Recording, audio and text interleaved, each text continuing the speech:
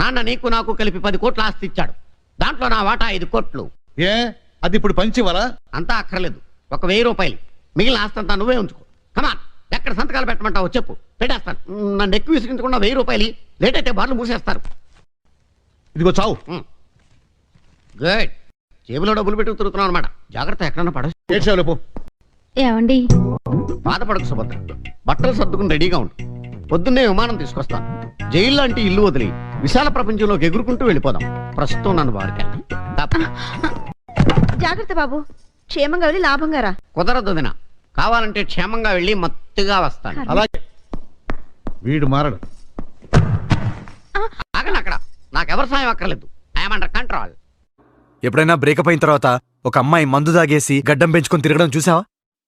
మా గడ్డం ఎందుకు పెరుగుతుంది? ఫీలింగ్స్ ఉంటే తిరగడానికి. పంతులు గారు, అయ్యా, ఎన్నిసార్లు చెప్పానండి హుండీ కన్నం పెద్ద చేయమని? నోట్లు పట్టట్లేవు. చిల్లర వేయడం కోసం చిన్న కన్నం పెట్టామండి. చిల్లర గల కోసం సపరేట్ హుండీ చేయించి